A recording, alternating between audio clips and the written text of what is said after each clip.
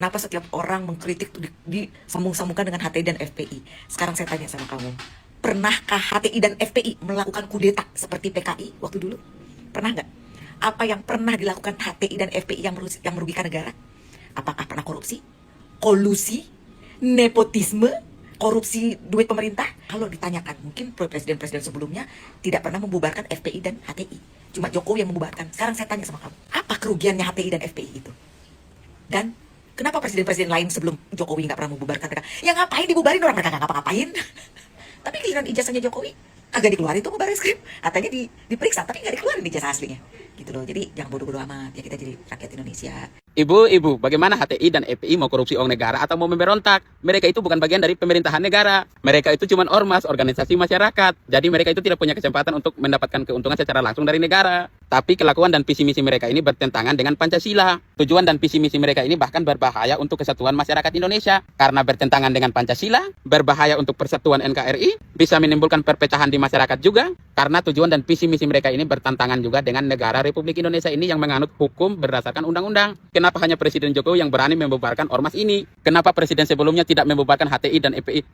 Pakai nanya lagi kau. Ya karena Jokowi sadar betul kalau negara ini negara Pancasila. Sehingga dia berani membubarkan ormas-ormas ini yang berbahaya, yang bisa mengancam kesatuan dan persatuan masyarakat Indonesia. Jokowi sampai tidak peduli dengan karir politiknya, yang penting masyarakatnya itu bersatu dan damai. Walaupun dia sampai dikatain kafir lah, antek PKI lah, antek-antek asing lah, dia tidak peduli. Yang penting masyarakat di negaranya bisa hidup damai dan bersatu. Dia hajar saja itu, mau kau partai politik dia hajar, dia lawan saja. Mau ormas tetap dia hajar. Justru saya sebagai masyarakat yang sadar betul bahwa negara Indonesia ini negara Pancasila, sangat aneh apabila ada presiden yang tidak mau membubarkan ormas ini, bahkan mau sampai pelihara ormas ini, sangat aneh. Kalian belum yakin dengan omongan dan data yang saya berikan? Nih, kalian nonton sendiri videonya mereka ya. Kalian nonton, kalian nilai sendiri. Ada 4 perkara arah perubahan kita semua. Pertama adalah rubah prinsip kedaulatan rakyat menjadi kedaulatan di tangan Allah, di tangan syara. Asyadatul syar'i artinya adalah tinggalkan seluruh hukum dan sistem jahiliyah dan tegakkan hanya syariat Islam saja. Yang kedua, saudara-saudara sekalian, perubahan yang harus kita lakukan adalah rubah kekuasaan yang saat sekarang ini berada di tangan pemilik modal menjadi murni di tangan kita, di tangan umat. Inilah arah perubahan yang kedua, saudara-saudara. Arah perubahan yang ketiga adalah hancurkan sekat-sekat nasionalisme yang telah memecah belah kita semua. Angkat satu orang khalifah untuk menyatukan umat. Karena itu maka umat akan betul-betul menjadi ummah wahidah. Itulah arah yang ketiga. Dan yang keempat adalah jadikan hak tabani berada di tangan khalifah. Tinggalkan proses penentuan hukum perundang-undangan buatan manusia melalui voting. Tinggalkan. Berikan kemenangan kepada khalifah untuk mengambil salah satu pendapat hukum terkuat di antara pendapat para mujtahid yang telah digali dari sumber-sumber hukum Islam.